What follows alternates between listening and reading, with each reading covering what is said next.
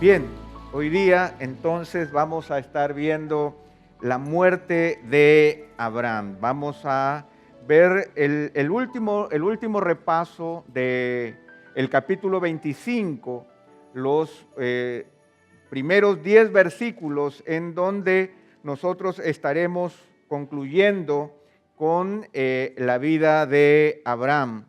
Hasta este momento han sido muchas las lecciones que nosotros hemos ido sacando, muchos los tiempos, muchas las experiencias, muchas las confrontaciones que Abraham ha ido recibiendo y la forma en que el Señor ha ido completando la historia en este hombre. Nosotros hemos ido elaborando una lista que nosotros hemos ido leyendo cada semana, en donde hemos ido observando la forma en que el Señor se había manifestado en la vida de Abraham.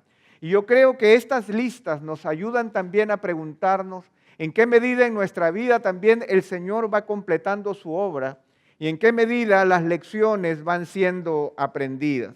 En cada clase, en cada oportunidad, nosotros nos hemos dado el tiempo para poder recuperar lecciones, para aprender acerca de lo que Abraham iba reconociendo en su propia vida.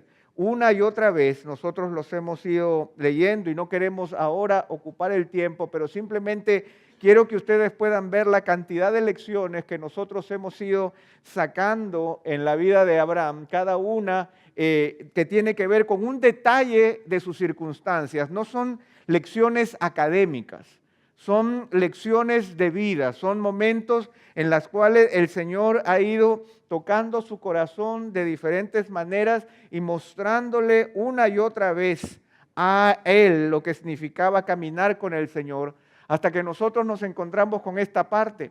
Abraham aprendió a temer al Señor. 40 años después de haber empezado a trabajar con Él, el Señor pudo decirle: ahora sé que temes a Dios, ya que no me has rehusado a tu hijo, tu único.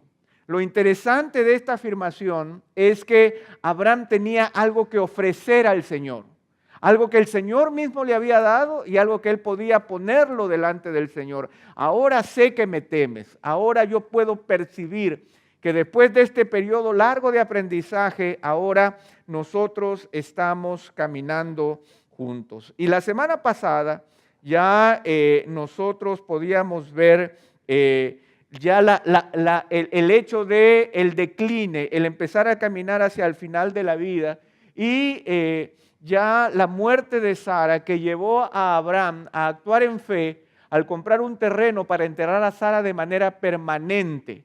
Él no esperó el favor de los cananeos. Ustedes recuerdan la historia: tú eres un guerrero valiente, entierra a tu mujer donde tú quieras. Sin embargo, él lo que hizo es adquirir algo al precio justo. Dad a César lo que es de César y a Dios lo que es de Dios. Esta adquisición de este terreno muestra la fe de Abraham en todas sus connotaciones. ¿Por qué? Porque la semana pasada ustedes recuerdan que nosotros también vimos la existencia de la mezquita de Abraham en Hebrón, que es una prueba del cumplimiento de las promesas de Dios.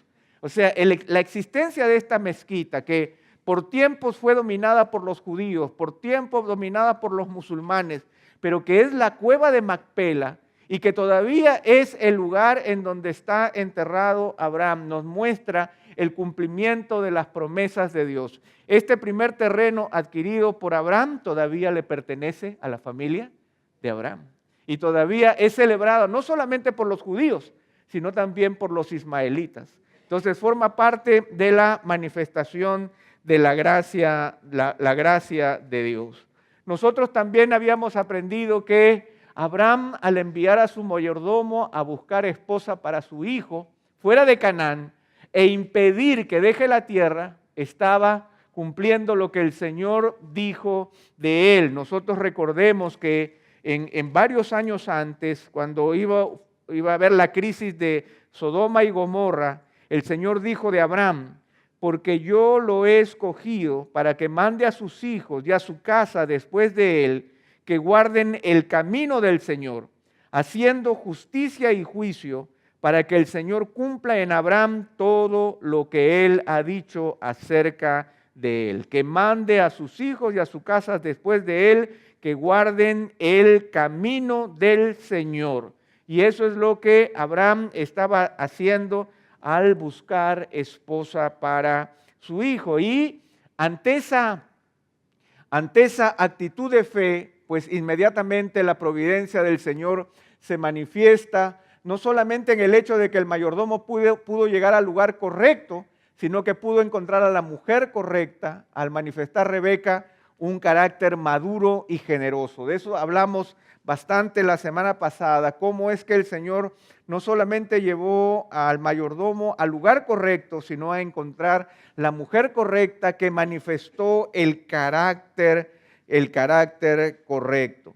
Y qué bueno es aprender de la misericordia y la fidelidad de Dios como las bases que sustentan nuestra relación con Él. Ese es el reconocimiento del mayordomo. El Señor ha manifestado su misericordia y su verdad. Y estos dos elementos juntos son los que manifiestan la clave de nuestra relación con Él.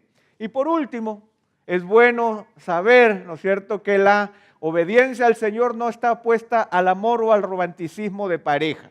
Pero la obediencia del Señor siempre estará primero. Nosotros vimos y graficamos el encuentro de Isaac con Rebeca y nos dimos cuenta que fue un encuentro verdaderamente romántico, un encuentro amoroso, un encuentro en donde el Señor se glorificó, pero se glorificó primero en la obediencia.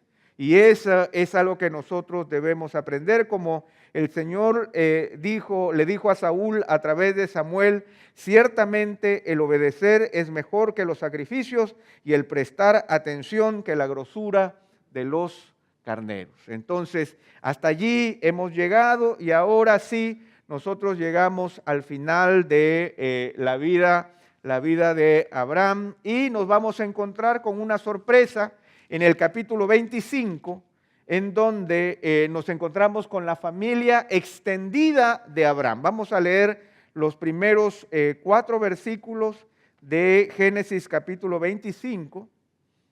Génesis 25, los primeros 4 versículos, dice: Abraham volvió a tomar mujer y su nombre era Cetura.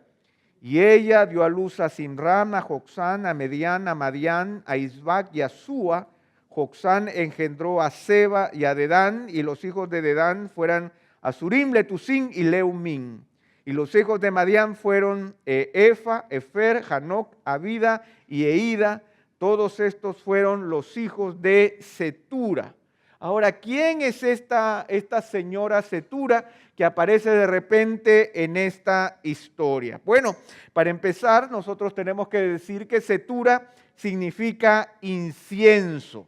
Incienso, ese es el significado de su nombre. Y aunque aparece como su mujer o como su esposa en este pasaje, volvió a tomar mujer. Sin embargo, es reconocida como concubina en otros textos. En el 25:6 dice: y a los hijos de sus concubinas Abraham les dio regalos viviendo aún con él y los envió lejos.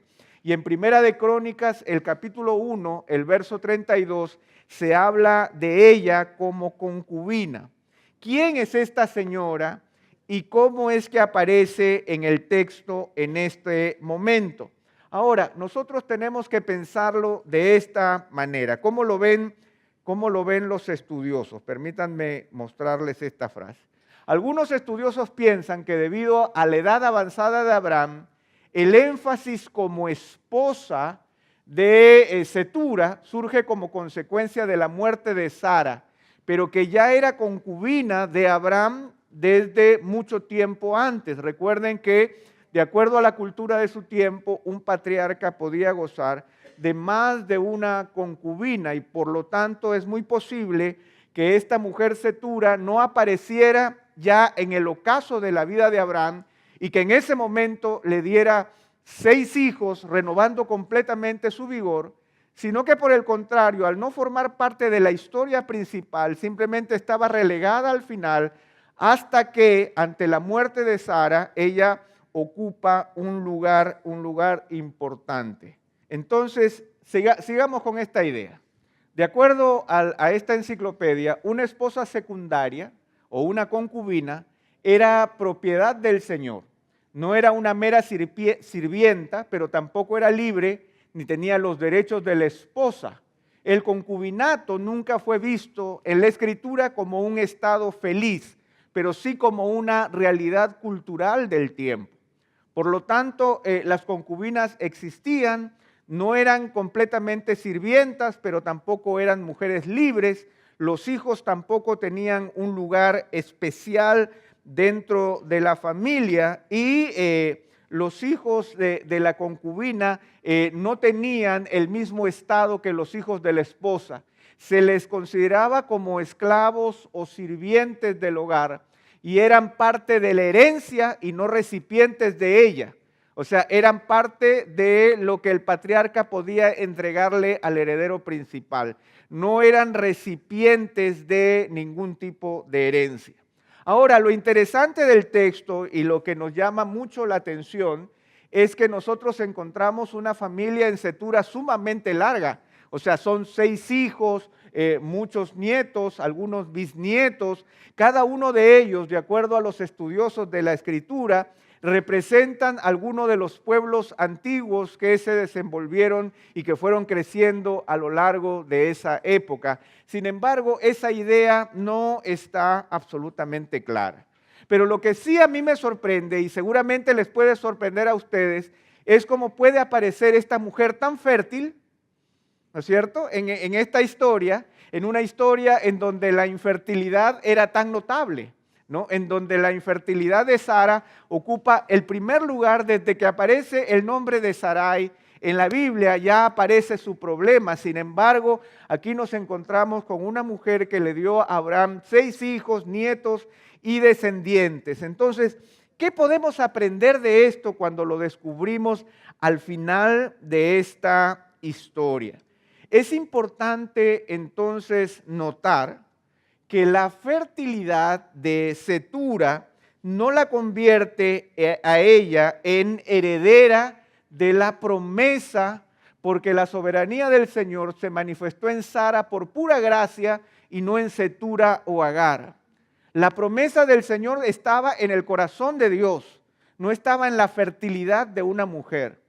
El Señor tenía en su corazón un plan y ese era el plan que Él quería desarrollar. Por lo tanto, el Señor no estaba fijándose en lo que Cetura, Sara o Agar pudieran ofrecer, sino en el plan que el Señor tenía establecido para con Sara y para con Abraham, de acuerdo a sus propósitos eternos. Y me volví a desconectar. Dice el texto: el Señor no puso su amor en vosotros, ni os escogimos por ser vosotros más numerosos que otro pueblo, pues erais el más pequeño de todos los pueblos. Mas porque el Señor os amó y guardó el juramento que hizo a vuestros padres, reconoce pues que el Señor tu Dios es Dios fiel, que guarda el pacto y su misericordia hasta 1000 generaciones con aquellos que le aman y guardan sus mandamientos. O sea, el proceso de selección es un proceso de selección por gracia de parte del Señor. Por lo tanto, no hay nada que nosotros podamos exigirle al Señor como para que podamos obtener aquello que estamos esperando. La aparición de Cetura no cambia el plan de Dios, su fertilidad no cambia el plan de Dios. El Señor tenía un plan específico para con Abraham y Sara, en donde su gloria se hizo evidente y donde su poder se hizo evidente de una manera maravillosa, tal como Él solamente quería hacerlo. Entonces, esa es la idea principal. ¿Qué nos cuenta el pasaje más adelante? El 25:6 dice: Abraham le dio a Isaac todo lo que poseía, y a los hijos de sus concubinas Abraham les dio regalos, viviendo aún él, y los envió lejos de su hijo Isaac hacia el este, a la tierra del oriente. Abraham le dio a Isaac todo lo que poseía y tomó la decisión de no poner ningún obstáculo al liderazgo y desarrollo de Isaac, enviando lejos a todos los descendientes de Cetura. Ahora, aquí hay algo muy interesante. Abraham no desampara a sus descendientes, pues los envía lejos con presentes. Ahora, ¿esto dónde lo aprende? De acuerdo a la ley de ese tiempo, Abraham se podía deshacer de sus concubinas y se podía deshacer de los hijos de sus concubinas con el solo deseo. Eso es lo que él hizo con Agar de acuerdo al mandato de Dios, pero de acuerdo a las leyes de ese tiempo. Sin embargo, nosotros recordemos que cuando él se deshizo de Ismael, él lo hizo por voluntad de Dios, de tal manera que el Señor le dijo, yo me voy a encargar de él. Ahora el Señor lo guía nuevamente a tomar la decisión de enviar a sus concubinas y a sus hijos lejos, pero los envía con regalos, cosa que era completamente inusual en ese tiempo. Él se encargó siguiendo el ejemplo del Señor, imitando al Señor en su misericordia, de atender y no dejar desamparados a los hijos de Cetura, algo que es muy evidente en este caso. Ahora, la pregunta que para nosotros surge es, ¿cuántas de aquellas cosas que nosotros tenemos a nuestro alrededor nos pueden ser útiles o inútiles para poder cumplir la voluntad de Dios en nuestras vidas? ¿Cuántas cosas que nosotros valoramos o amamos tenemos que enviar lejos para que el plan de Dios se cumpla en nuestras vidas sin obstáculos y sin demoras? Abraham nos ha demostrado a lo largo de su vida cómo es que él tuvo que hacer tantas renuncias y tomar tantas decisiones, y el Señor lo tuvo que someter a tantas pruebas para que su corazón pueda estar puro delante de Dios. ¿Cuáles son aquellas cosas que nosotros no estamos dispuestos a abandonar y que se convierten en un lastre en nuestra vida que impide que nosotros podamos llegar a ser los hombres y las mujeres que el Señor espera que nosotros seamos? Si hay una característica en la vida de Abraham que se repite continuamente, es la capacidad de renunciar. Cuando el Señor prueba a Abraham con Isaac, yo sé que ahora me temes porque no has estado, no me has negado ni aún a tu propio hijo. Y yo creo que el Señor nos invita una y otra vez a reconocer que Él es nuestro único bien y que es lo único que nosotros necesitamos y que todo lo demás puede estar o puede no estar, podemos tomarlo o podemos dejarlo, pero lo único que nosotros requerimos es su presencia y la manifestación de su voluntad en medio de nuestras vidas. Y eso es lo que hace Abraham. Lo último que hace Abraham es dejarle el camino listo a Isaac para que él reciba la bendición. Lo liberó de todo obstáculo. Es la última decisión pública que conocemos en la vida de Abraham. Enviar lejos a su concubina y a sus hijos para que Isaac pueda tomar el control de todo aquello que él estaba dejando. Y eso dice el verso 11 del capítulo 25. Dice, y sucedió que después de la muerte de Abraham, Dios bendijo a su hijo Isaac, y habitó Isaac junto a Beer-lahai Roi. O sea, ese es el nuevo lugar de habitación de Isaac. Pero Abraham se encargó entonces de dejar todo dispuesto para que Isaac pudiera ser el patriarca y tomar su lugar. Ahora vamos a hablar entonces ya de la partida de Abraham.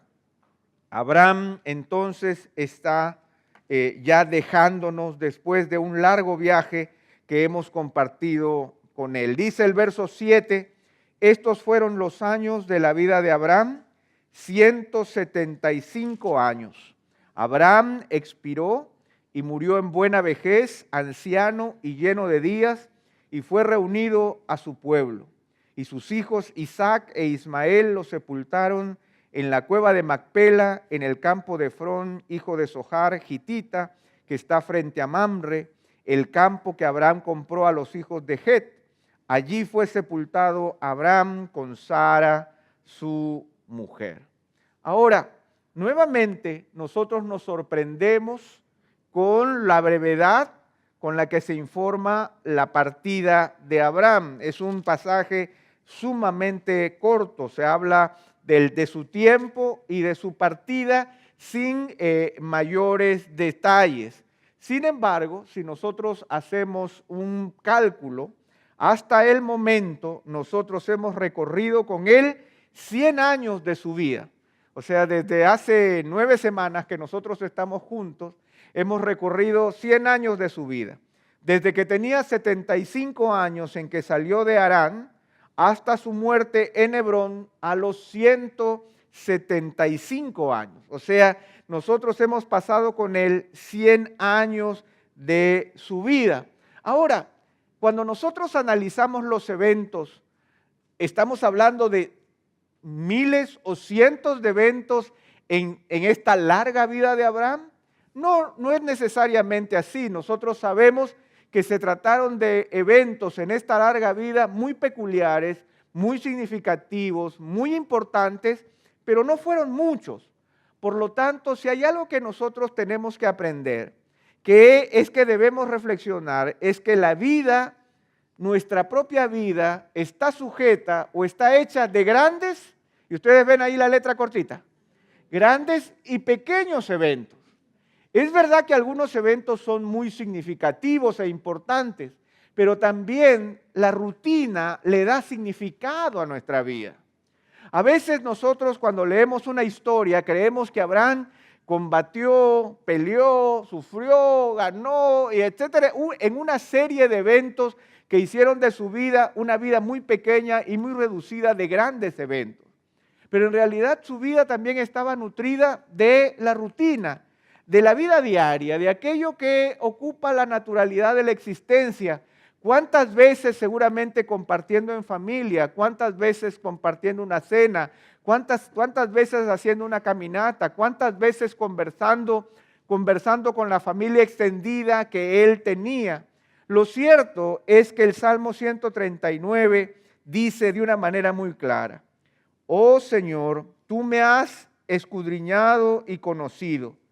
Tú conoces mi sentarme y mi levantarme. Desde lo lejos comprendes mis pensamientos. Tú escudriñas mi senda y mi descanso y conoces bien todos mis caminos. Qué bueno es saber, hermanos, que nuestra vida está nutrida de grandes y pequeños detalles, pero que el Señor está atento y presente en todos ellos. La vida de Abraham no solamente son esos grandes eventos memorables, sino que la vida de Abraham es la suma de todos los días de su vida que han sido contados por el Señor.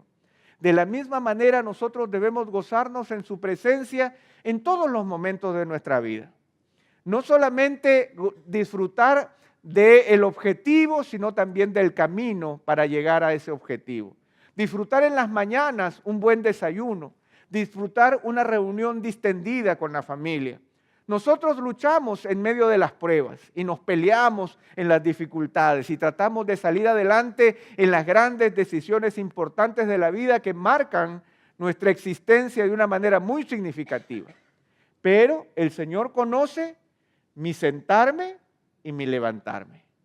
El Señor sabe cuando estoy en mi senda y cuando estoy en descanso. El Señor conoce todos mis caminos. Y nosotros tenemos que aprendernos a gozarnos con Él en todos los momentos de nuestra vida, porque finalmente el Señor está presente en cada espacio de nuestra existencia. Ahora, si nosotros hacemos algunos cálculos, es interesante notar que Abraham vivió 5 años menos que Isaac, 22 años más que Jacob y 65 años más que José. O sea, en términos de la media de los patriarcas de ese tiempo. Ahora, es importante también ver que es posible que Abraham haya vivido un largo ocaso.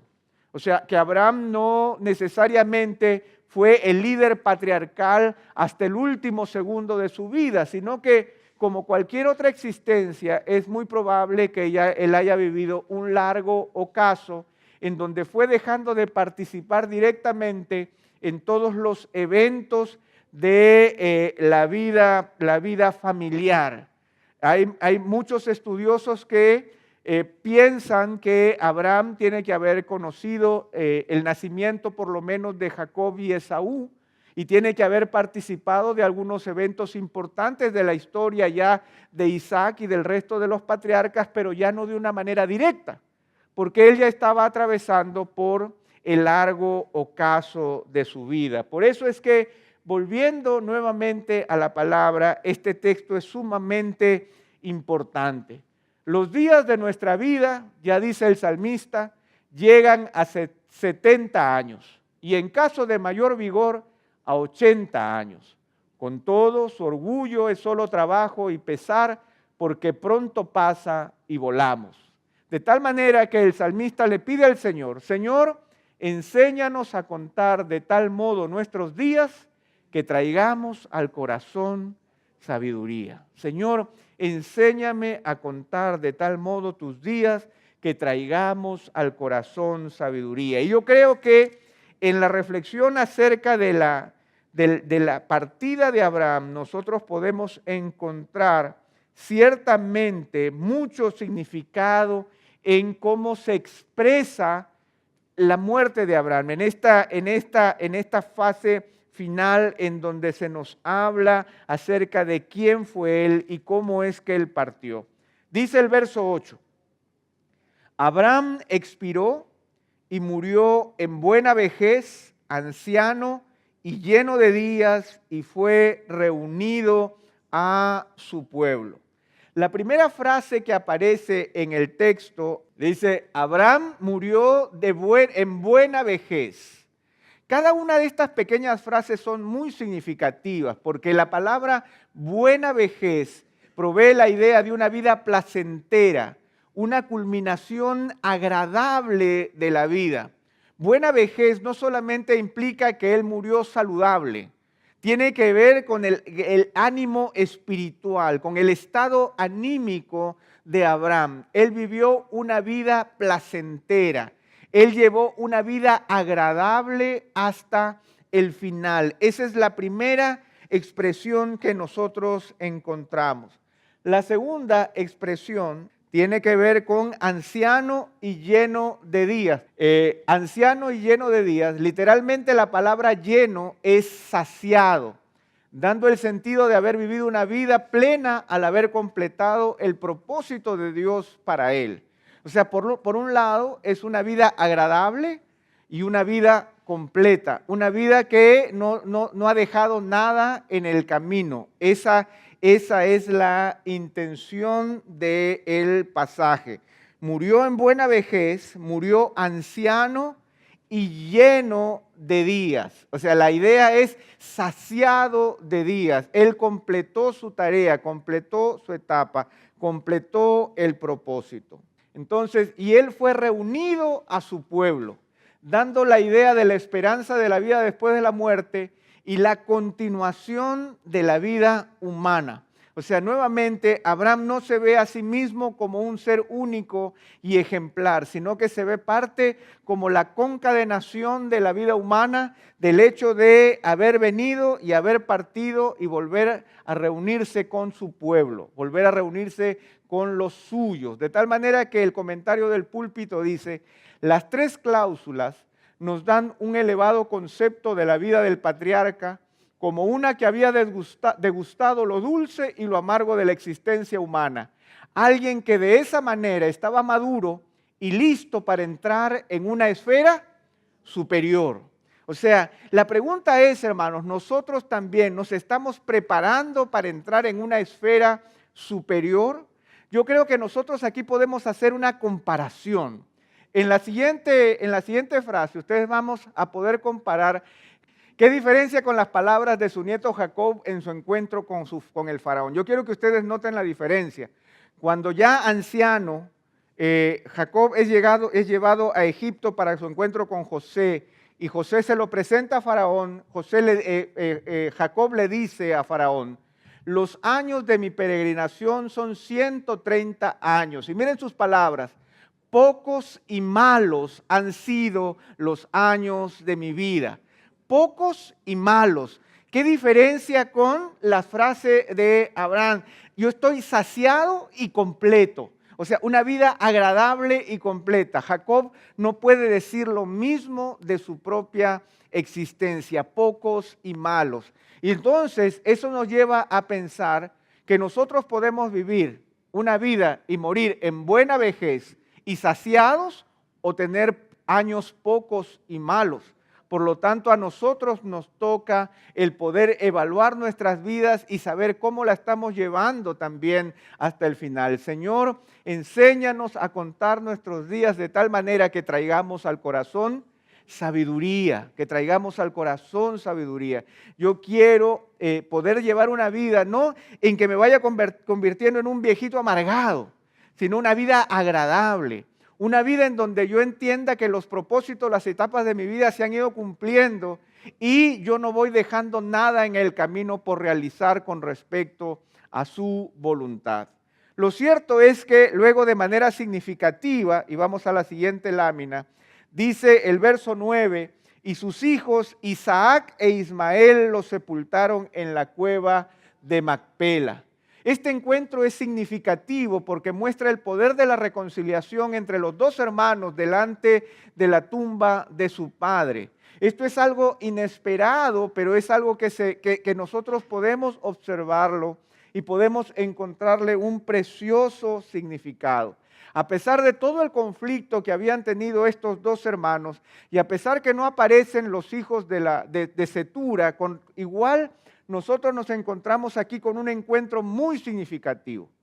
Tanto Isaac como Ismael, ellos ambos entierran y sepultan a su padre y por lo tanto tienen el honor de poder participar de este funeral y de la despedida de este hombre tan significativo en sus propias vidas. Y esto es algo que nosotros debemos reflexionar porque siempre la oportunidad de despedir a alguien querido es una oportunidad también de reconciliación. Es una oportunidad para poder pensar en cuanto al significado de la vida, en cuanto al significado de las relaciones. A veces nosotros decimos, mira, me encontré con este pariente que no veía hace 300 años y nos lo encontramos en una boda o en un funeral, ¿verdad? Mira que esta prima mía que tenía no sé cuánto y me vine a reconocer con estos sobrinos que yo no había visto en no sé cuántos años. Porque son las oportunidades que nosotros tenemos en descubrir de dónde salimos, quiénes somos y cuáles son las cosas importantes que están a nuestro alrededor. Siguiente, por favor.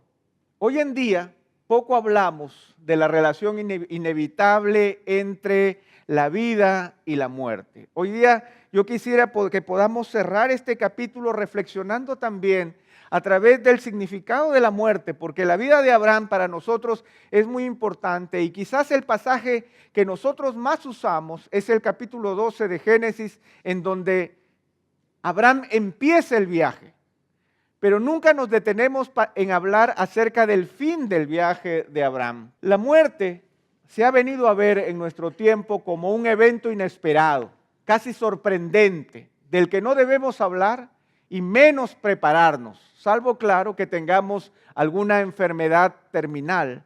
Pero hablar de la muerte no es algo usual en nuestra época. Es algo que nosotros tenemos restringido, es algo de lo cual nosotros no queremos hablar y menos hablar de nuestra propia partida.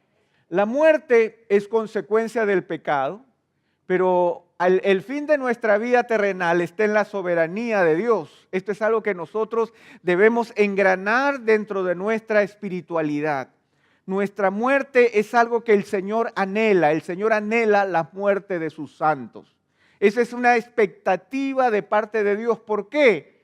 Porque dice el Salmo 139, 16, tus ojos vieron mi embrión y en tu libro se escribieron todos los días que me fueron dados cuando no existía ni uno solo de ellos. Por lo tanto, lo que se está recalcando es el hecho que nuestra vida está contada y establecida por la soberanía de Dios, de tal manera que aún el día de nuestra partida está señalado en la voluntad de nuestro Señor. Por lo tanto, no es algo que llega de una manera abrupta, no es algo repentino, no es algo circunstancial, no tiene que ver con una enfermedad, aunque una enfermedad pueda producirlo, no es un accidente, no es algo remediable, es algo que simplemente el Señor ha establecido en su propia voluntad y yo lo tengo que considerar de esa manera. Forma parte del regalo de Dios para mí.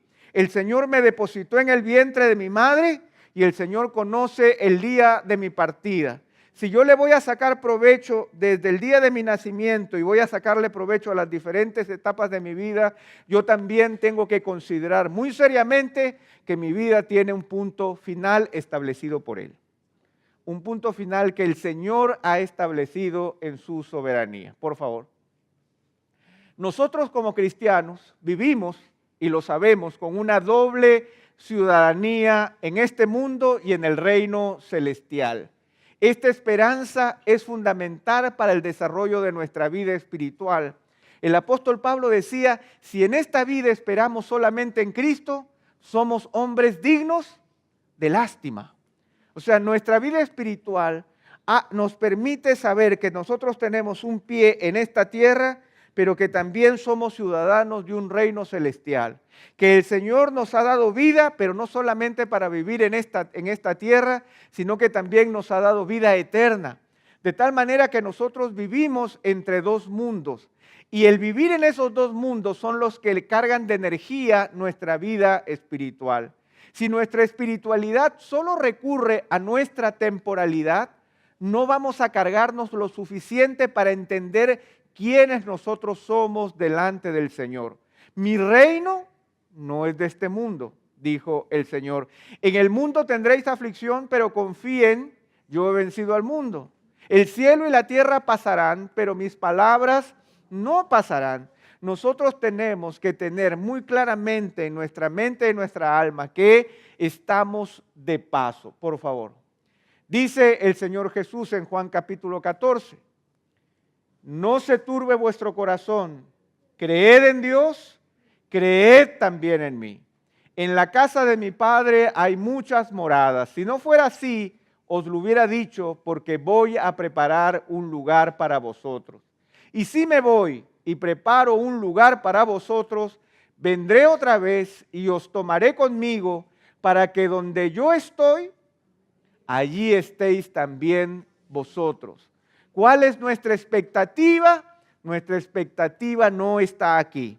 Nuestra esperanza final es con Él, más allá de esta vida, más allá del sol, más allá de nuestra esperanza sobre esta tierra. Por eso es que nosotros tenemos que poder reflexionar sobre esto y también tenerlo como parte de la ecuación de lo que nosotros somos en esta tierra. De cuáles son nuestras expectativas, de cuáles son nuestros propios deseos. Un profesor mío de nombre Paul Stevens señala 5 puntos que debemos considerar con respecto a nuestra propia muerte. A nadie le gusta, decía 5 puntos que yo deba considerar con respecto a mi propia muerte, pero yo creo que son importantes. En primerlo, debemos repudiar la terca e hipócrita negación de la muerte en la cultura contemporánea. O sea, nadie habla de este tema no se toca, este tema no se piensa, este tema no se discute, de eso yo no me preocupo, es algo que si ocurre de manera sorprendente y no es verdad. La muerte forma parte de la vida y nosotros tenemos que estar atentos a esa realidad. J.I. Packer, este famoso autor cristiano, decía, la disposición a morir es el primer paso para aprender a vivir.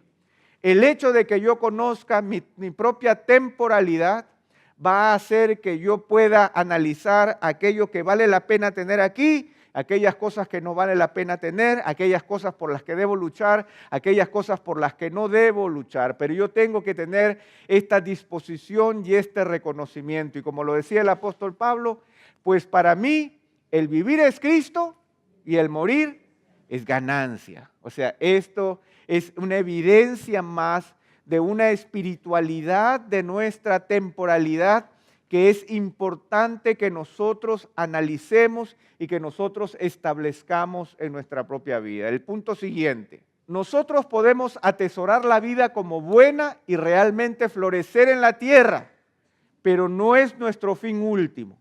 Siempre debemos reconocer y afirmar que estamos de paso. Estamos de paso. Miren lo que dice el profesor. La muerte de algún familiar o amigo provee una gran oportunidad en el contexto familiar para reflexionar acerca de la muerte y su lugar en la esperanza cristiana. Una pensada preparación de nuestra última voluntad y testamento nos ayudará a prepararnos, nosotros y los nuestros, para la muerte y poder contemplar qué herencia material e inmaterial estamos dejando.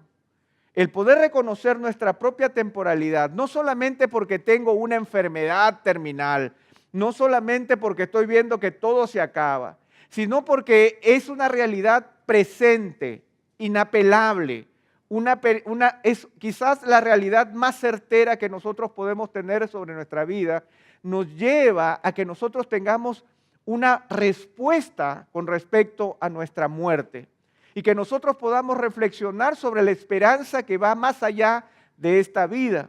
Pero no solamente eso, sino que está claro que también el prepararnos para la muerte nos ayuda a preguntarnos qué estamos dejando. ¿Cuál es la herencia que nosotros vamos a dejar? ¿Qué es lo importante que yo le tengo que dejar a mis hijos y a mis nietos con respecto a la vida, ya que la vida es pasajera? ¿En qué medida mi partida está dejando en la vida de los míos esa seguridad que es necesaria, pero también una seguridad que trasciende a la seguridad terrena? Son cosas en las cuales nosotros debemos pensar. Eso es justamente lo que nos dice este pasaje. Eso es lo último que hace Abraham para con Isaac. Lo último que él hace es asegurarle una buena esposa a su hijo y asegurarle la tranquilidad de que él pueda continuar el patriarcado sin dificultades. Son dos cosas que seguramente él piensa y que toma en consideración antes de su partida. En tercer lugar, al saber que nuestros días están contados, debemos tratar cada día como un regalo. Nosotros no vivimos con el tiempo prestado, sino confiado como siervos por el Señor, quien permanece con nosotros. El Señor nos confía tiempo, el Señor nos entrega de su vida, el Señor nos permite vivir con su vida. No es una vida prestada, es una vida confiada, es una vida que le pertenece a Él. Por lo tanto, mi actitud para con la vida es una actitud de servicio, no es una actitud de propiedad, porque es algo que yo tendré que entregarle al Señor, es algo que el Señor tomará de mí al final de mis días, en los días que Él ya ha establecido para mí. Yo no podré escabullirme por el mundo y esconderme de Él para seguir viviendo. El Señor ha establecido mi tiempo y ese tiempo es un regalo de Dios. Como dice Santiago capítulo 4, los versos del 13 al 17, oíd ahora los que decís, hoy o mañana iremos a tal o cual ciudad y pasaremos allá un año. Haremos negocio y tendremos ganancia. Sin embargo, no sabéis cómo será vuestra vida mañana. Solo sois un vapor que aparece por un poco de tiempo y luego se desvanece. Más bien debierais decir, si el Señor quiere, viviremos y haremos esto o aquello. Pero yo no sé si ustedes notan el énfasis. Si el Señor quiere, no dice directamente, si el Señor quiere, haremos, sino que dice, si el Señor quiere, viviremos y haremos. O sea, la vida es un regalo de Dios. Por lo tanto, nosotros tenemos que tomarla con esa misma actitud. Cada día como un regalo, no como un tiempo prestado, sino como un tiempo confiado por el Señor. En cuarto lugar, una correcta actitud ante nuestra temporalidad no permitirá que pongamos toda nuestra esperanza en la tierra, aceptando su imperfección, su pecaminosidad, y que la felicidad completa nunca la encontraremos finalmente en este lugar debajo del sol. Hoy día los seres humanos tienen centradas todas sus esperanzas en esta vida. Quieren alargar la juventud a como dé lugar. Quieren estirar el cuerpo hasta donde más se pueda. Quieren encontrar todo vigor y toda esperanza en esta tierra, y en esta tierra que es frágil, que es imperfecta y que es pecaminosa.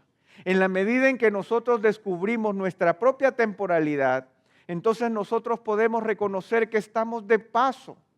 Y al estar de paso, yo entiendo, como lo decíamos la semana pasada, que no vamos a poner todas nuestras posesiones aquí, simplemente porque no nos vamos a quedar aquí para siempre. Todas mis expectativas no están aquí, yo estoy de paso. Y por eso el apóstol Pablo nuevamente él vuelve a decir en 2 de Corintios capítulo 4, por tanto no desfallecemos, antes bien, aunque nuestro hombre exterior va decayendo, sin embargo nuestro hombre interior se renueva de día en día. Pues esta aflicción leve y pasajera nos produce un eterno peso de gloria que sobrepasa toda comparación. Al no poner nuestra vista en las cosas que se ven, sino en las que no se ven, porque las cosas que se ven son temporales, pero las que no se ven son eternas. O sea, nuevamente el apóstol Pablo se ubica en la perspectiva de su propia temporalidad. Y él dice, yo no voy a desfallecer. El hombre exterior se va desgastando, pero el interior se va renovando de día en día. Y esta leve tribulación momentánea no tiene punto de comparación con una eternidad en gloria con el Señor. Por lo tanto, eso le permitía ver las cosas de una manera completamente distinta. Y por eso es que, en último lugar, y esta es una invitación que me suena a mí muy interesante, que es debemos practicar lo que se llama una renuncia progresiva. ¿Qué es una renuncia progresiva? ¿Es un morir de a poco? Esto no es algo extraño en la vida. ¿Por qué? Miren ustedes, en la medida que los años pasan, vamos dejando diversas etapas. Vamos dejando la niñez, vamos dejando la adolescencia, vamos dejando la juventud, vamos dejando la vida adulta. La vida es en sí un ir dejando diferentes etapas. Hay etapas que no podemos agarrar, ni podemos amarrar, ni podemos permanecer en ellas porque son naturales y son etapas por las cuales nosotros tenemos que ir transitando e ir dejándolas. Pasamos también de un estado a otro, pasamos por diferentes estados, somos solteros, somos casados, algunos pasan por un estado de viudez. Siempre atravesamos por diferentes estados. Luego nuestros parientes y amigos nos van dejando y van formando parte de eso que en la vida de Abraham lo decía, y se reunió y fue reunido con su pueblo. Yo creo haberles contado que hace un tiempo nosotros trasladamos el famoso VHS de nuestra boda, lo trasladamos a modo digital, a un DVD. Y por primera vez lo vimos con Adriana. O sea, ya habían pasado como 20 años. Y entonces con Erika nosotros estábamos emocionados verlo después de 20 años, no lo habíamos vuelto a ver. Entonces lo pusimos y era como un viaje en el tiempo. Y en eso, esa es la tía fulana. Y no, ya se murió. Ese es el tío, no, ya no está. Ese es el abuelito no, tampoco se murió. Y se murió él y la señora y el otro que estaban ahí. O sea, y en eso Adriana nos iba escuchando y Adriana dijo, pero oye, todos están muertos. O sea, era como que nuestra conversación era que todos ellos que eran seres queridos en ese tiempo, las personas mayores de nuestra familia, ya no estaban con nosotros.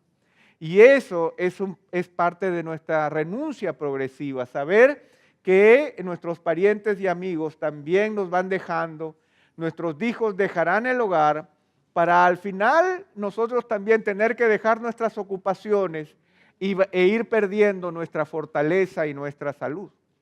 Eso es parte de la vida y es parte de el poder ubicarnos en ese sentido de renuncia progresiva, de lo que implica el poder ir entregándole al Señor aquello que Él nos entregó cuando nos depositó en el vientre de nuestra madre. Y yo creo que al finalizar la vida de Abraham, nosotros nos encontramos entonces con un hombre que vivió una vida completa, que vivió una vida satisfecha, una vida que cumplió el propósito de Dios, una vida que fue probada, un hombre que no fue perfecto, que fue imperfecto, pero un hombre que se dejó guiar por el Señor. Porque finalmente, como dice esta última lámina que ustedes van a ver ahora, el Señor prometió, y he aquí yo estoy con vosotros todos los días hasta el fin del mundo. Y esa es finalmente nuestra gran expectativa, que Él, el dueño de la vida, tiene el control de nuestra vida y por lo tanto nosotros estamos en sus manos, seguros en Él. Mi vida está escondida con Cristo en Dios. Esa es nuestra promesa. Esa es la seguridad de redención que nosotros tenemos en el Señor.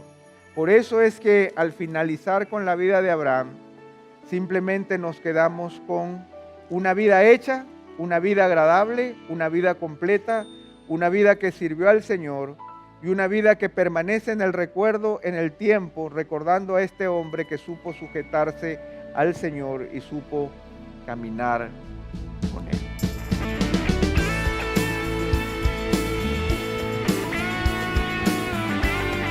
Esta es una producción que llega hasta ustedes gracias a los aportes de individuos y empresas comprometidos con la defensa de la fe. Para más información, preguntas y comentarios, visite nuestra página de internet www.integridadisabiduría.org. En esta página encontrará información sobre la producción de este y otros recursos que ponemos a su disposición, como también las formas en las que usted puede contribuir con la producción de programas como estos. Les invitamos nuevamente a visitar nuestra página de internet www.integridadisabiduría.org. Será hasta la próxima, cuando nos reencontremos en su palabra.